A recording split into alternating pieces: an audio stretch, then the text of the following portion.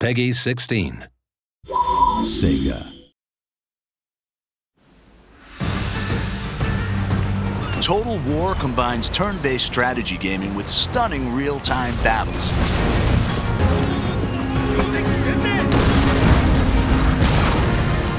Players take command of nations, armies, and generals as they battle for ultimate victory. With breathtaking detail and unparalleled historical accuracy, Total War allows the player to recreate and change the course of history.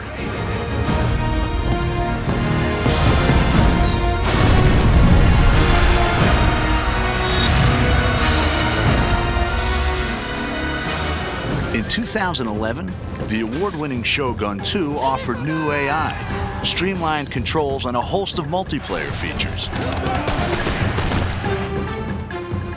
In the Fall of the Samurai standalone expansion, the Creative Assembly have created the largest expansion pack ever for a Total War game. It's taken us into areas we've never been to before with Total War. It's getting closer and closer to the modern era. I think it's exciting because it's the latest any Total War game has ever been to the modern day, the closest any Total War game has been to the modern day. And with that brings a lot of really interesting different game features, a lot of scope in terms of how fast the game moves and how quickly your armies are deployed across the map, how many different types of units are available. Set 300 years later than the original game, The Fall of the Samurai sees the clash of traditional samurai culture with the explosive power of the early modern world. It's the late 19th century, which means that it's got some of the most advanced technology seen in a Total War game. So you've got torpedo ships, off-field artillery, all that kind of stuff that actually makes it feel quite different from particularly Shogun 2, which is obviously set in the 16th century. This industrial age is the most recent period ever covered in a Total War game, offering new game mechanics to please and challenge fans.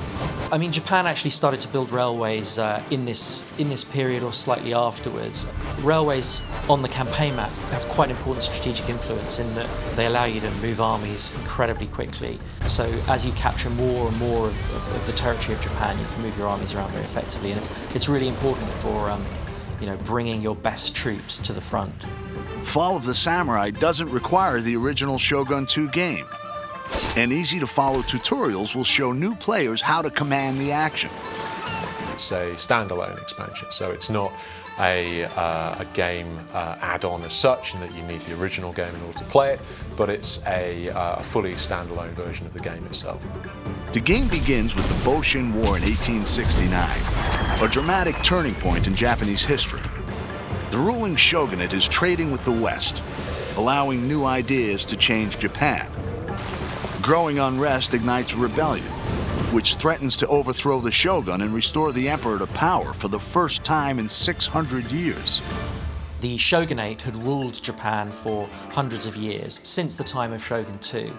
But people were getting more and more agitated as the shogunate kind of opened up Japan to foreign influence. And so there was a movement called Revere the Emperor, Expel the Barbarians.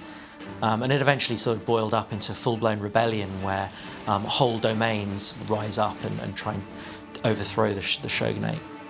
The player chooses a clan and decides whether to remain loyal to the shogun or to fight for the emperor. Every clan has their own unique strengths and challenges, civilian, diplomatic, or military. Each faction within an allegiance has its own clan trait, which gives it a very specific play style.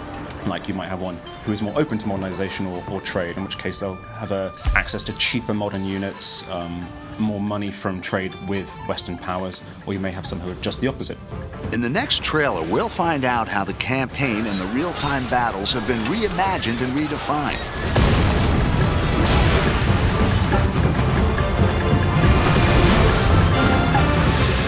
Fall of the Samurai is a whole new experience and an ambitious entry into the Total War series.